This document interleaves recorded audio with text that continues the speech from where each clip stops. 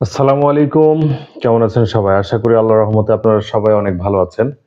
আমি মোহাম্মদ আহসানুল হক মুক্তা laptop sales পয়েন্টের পক্ষ থেকে নতুন একটি ভিডিওতে আপনাদেরকে জানাই স্বাগতম। আজকের ভিডিওতে ছোট্ট একটি বিষয় নিয়ে কথা বলবো। অতি সামান্য একটি বিষয়, ছোট্ট বিষয়। সে বিষয়টি হচ্ছে আপনারা এইখানে দেখতে পাচ্ছেন যে এইখানে কোনো ব্যাটারির সিগন্যাল দেখা যাচ্ছে না। ব্যাটারির সিগন্যাল মানে যারা কিনা হঠাৎ করে দেখছেন যে ব্যাটারির সিগন্যাল নাই। এখানে ব্যাটারির যে আইকনটা থাকে সেই আইকনটা এখানে দেখা যাচ্ছে না। কি কারণে দেখা যাচ্ছে না?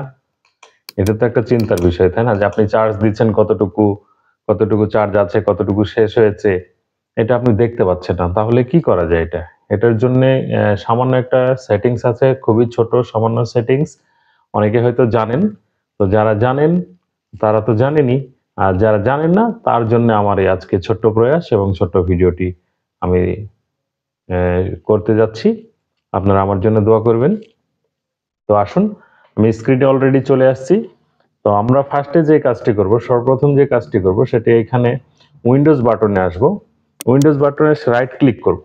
রাইট ক্লিক করার পরে ডিভাইস ম্যানেজারে চলে যাব, সরাসরি ডিভাইস ম্যানেজার।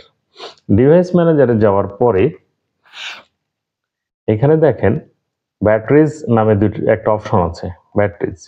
ব্যাটারিজে ক্লিক করলেন, ব্যাটারিজে ক্লিক করার পরে এখানে মাইক্রোসফট এসি অ্যাডাপ্টার এইখানে ক্লিক করবেন।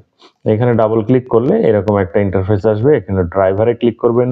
ড্রাইভারে ক্লিক করার পরে এখানে আপডেট ড্রাইভার, এখানে এনেবল ড্রাইভার, দেখেন দুইটা অপশন আছে।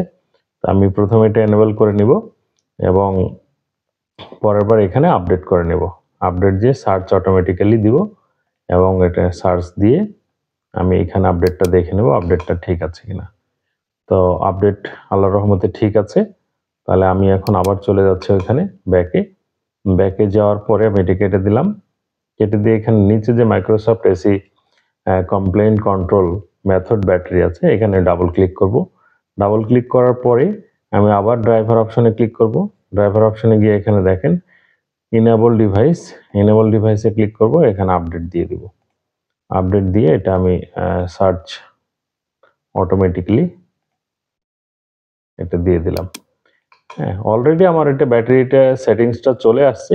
এরপর আমি দুটো অপশনই এখানে ঠিক করে দিলাম। এখানে দেখেন এই যে ব্যাটারি অপশন চলে আসছে, ৬২% ব্যাটারি রিমেইনিং রয়েছে।